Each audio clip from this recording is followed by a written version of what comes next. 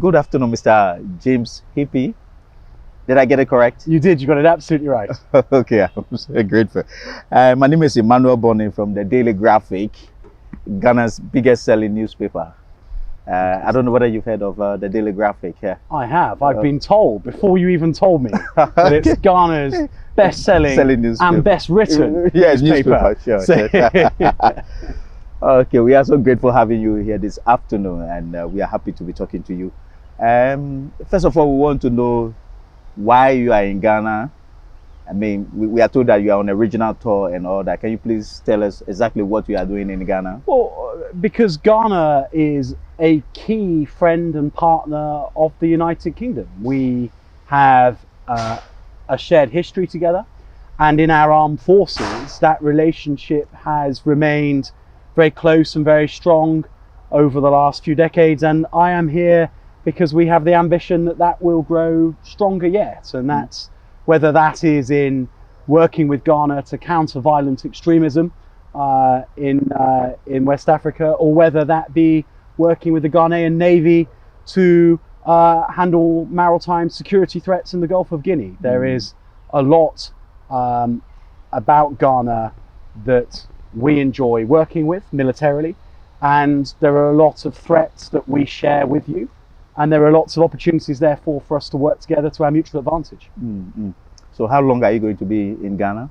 So I'm here for another 24 hours. I got here yesterday, so it's just a very quick 2-day trip in the middle of a day and a half in Mali. And I go from here to Banjul in Gambia for a day and a half before going back to a very cold England, but compared to the beautiful weather that you have here. So what do you hope to achieve this visit? So I'm happy to say that a lot of what I came here to achieve, I have done. I have had fantastic meetings with your Vice President, with your Minister for Defence, the Minister for the Interior, and the Minister for National Security, and also with your Chief of the Defence Staff and your Chief of the Army, Navy and Air Force. Okay. So it's been a very busy programme, and in the course of those meetings, I've been able to hear about their concerns for countering violent extremism in the Sahel and the risk of contagion into northern Ghana. And I've been able to hear about their concerns around maritime security in the Gulf of Guinea, which is an increasingly, as the economy of Ghana and other littoral states in West Africa grows, the Gulf of Guinea becomes an ever busier trade route. And as a consequence, quite rightly, your government is very concerned to make sure that more is happening on maritime security, and it's asking friends like the United Kingdom to go with them on that journey. So I've been very, very encouraged to hear all of that. And actually, to be honest with you, I'm confident that there is a lot that the United Kingdom will be able to do to help the Ghanaian government in its ambitions to deliver security on those two fronts. So what are some of the things that you're going to do? Well, listening to all the concerns, what are you going to do to help Ghana to deal with some of the problems you just made mention of? Yeah, so as a lot of Ghanaians will know, the United Kingdom military is already very heavily engaged here. There are British Army training teams who are working here around counter-IED, counter improvised explosive device training, and working with some of your regiments in tactics to train them up to be for operations. And that's been very successful. Yesterday I saw the 64th Commando Regiment who have been working with a British training team, and they had really enjoyed each other's company, and what I saw was really impressive. A very, very, very well prepared regiment that was ready for operations to defend Ghana, and I think that is a blueprint for much more in that regard. I mean, I think that if the Ghanaian and the UK Army enjoys working alongside each other as much as it does, we should reinforce that success and look at what more we can do to work together and operate together. And then in the maritime domain, it is part of our vision for the Royal Navy, that it will be a more globally deployed force. And we recognise that with the UK as the chair of the G7 Friends of the Gulf of Guinea, that it's incumbent on us to take a lead in working with our friends and allies on the coast of the Gulf to improve the security situation. And so I'm very much hoping that what we will see is an increased level of Royal Naval activity in the Gulf of Guinea as an opportunity for us to partner with the Ghanaian Navy and other navies in the region in order to get after that threat. Because as your ministers have told me, the Gulf of Guinea is now one of the highest concentrations of piracy in the world, the most expensive waters in which to insure ships in the world. And your great friends in the United Kingdom will want to work with you to turn the tide on that and to develop a more secure environment through which trade can flow. Mr. Hippie, can you please tell us what is the UK's support for Ghana for 2021? Well, I mean, the UK's support is not just limited to the armed forces, and the thing that I was really pleased to hear about today over lunch is that COVAX, which is an effort that the United Kingdom has supported keenly to get vaccine supplies into all parts of the world. And the veterans with whom I've just had lunch have already had their vaccines. Okay. They were keen to tell me that it was painless, that there's been no side effects, and that they encourage everybody else to get vaccinated too.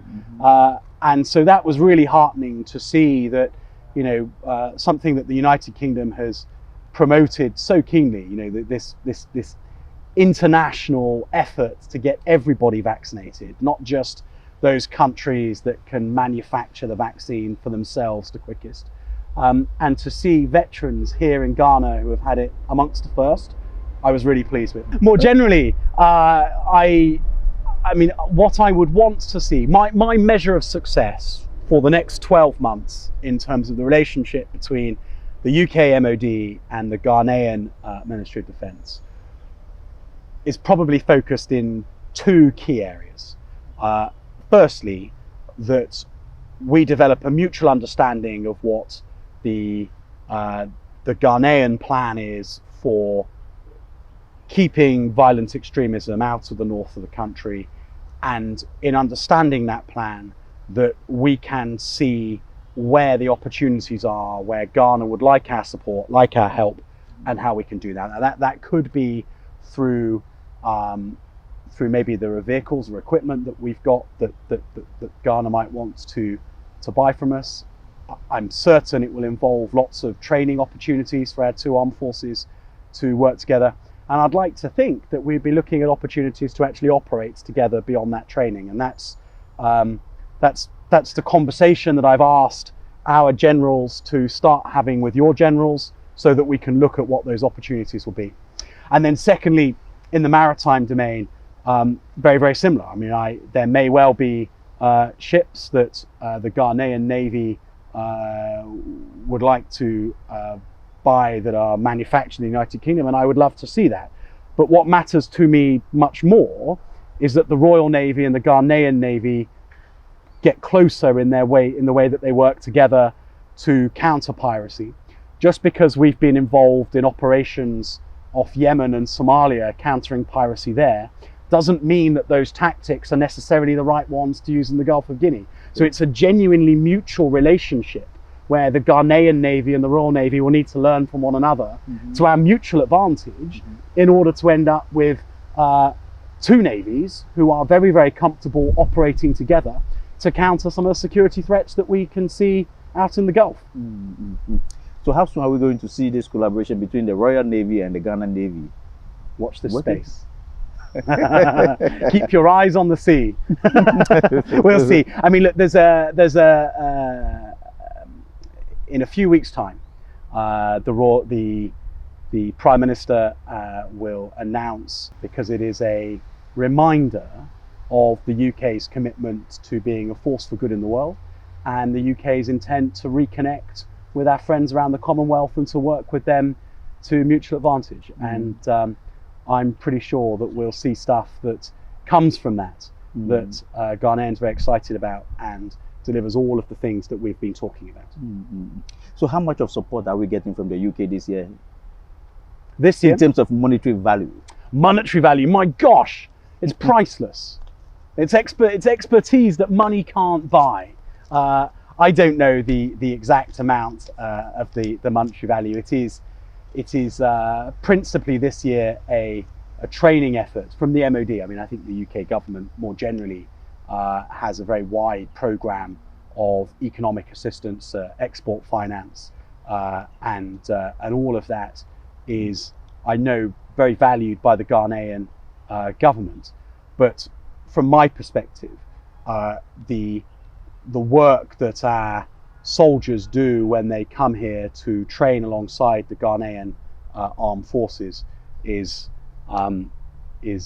worth far more than simply a cash figure. It is developing a capability that I hope will then go out into the parts of Ghana where people are feeling insecure, and those units who have had the benefit of British training will, I hope, create an environment within which those people feel that they can leave their lives in security, and that is priceless. So what kind of assurance can you give to people that use the Gulf of Guinea?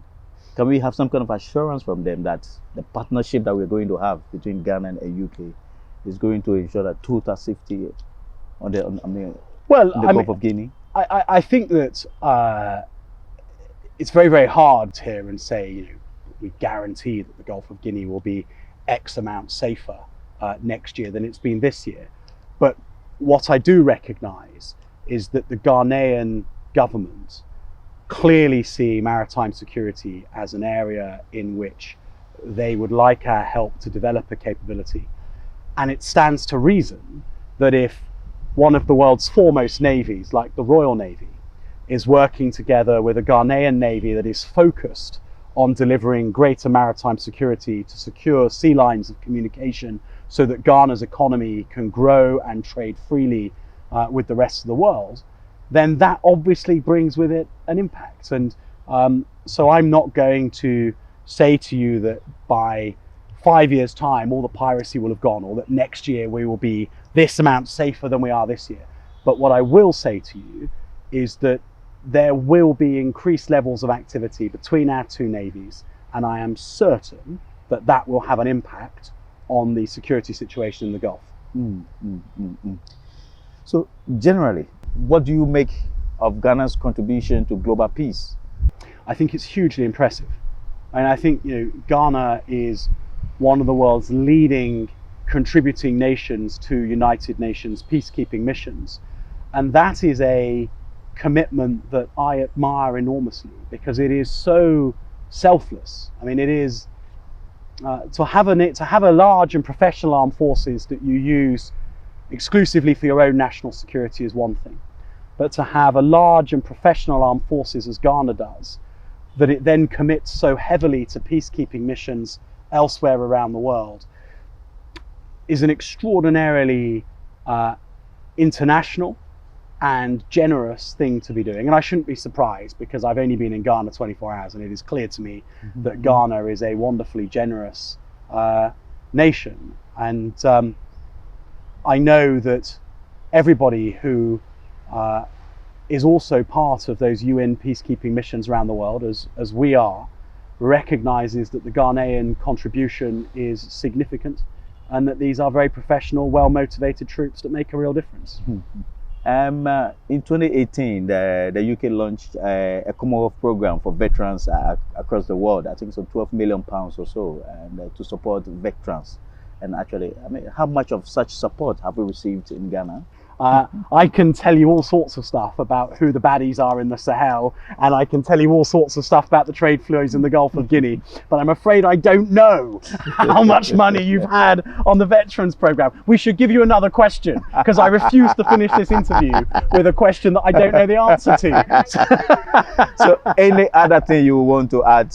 Maybe I didn't ask a particular question, maybe something that you want to tell Ghanaians and people in the sub-region as well? Maybe a particular question? Well, that's kind of you to ask such an open-ended question. And I think there is something I want to say, and that is that I think that when the world has been looking at the United Kingdom over the last 3 or 4 years, they might have seen a country that was going through this process of us leaving the European Union and sort of wondered really what the UK's ambition was going forwards. And I think that part of people like me visiting now, the Foreign Office Minister for Africa was here just a few weeks ago, is part of stating that the United Kingdom has a global ambition, and that what we're soon to announce is a foreign policy that will see us reconnect with so many of our friends around the world, because we think it's the right thing to do to develop mutual prosperity between the United Kingdom and countries like Ghana, because we think that our armed forces have a natural connection and affinity, and there's an opportunity to grow that. And that, you know, the United Kingdom has a strong ambition to be a force for good in the world, alongside our friends, tackling whatever ills are threatening us. And I hope that, you know, the people of Ghana, who clearly have such affection for the United Kingdom, will soon see that that is reciprocated in full, and that we match that affection completely. And we want to be your best friends. We want to be someone that you can depend on when you're facing trouble, and that's why I'm here. Okay, thank you very much, Mr. Hippie, for spending some time with the team from the Daily Graphic. Thank you very much indeed. Thank you. Listeners, you just heard me talking to Mr. James Hippie, the UK's Minister of Armed Forces. And it's been great having a conversation with him. We are so grateful for the time that he spent with us. Thank you very much for watching the Graphic Online interview with the UK's Minister of Armed Forces.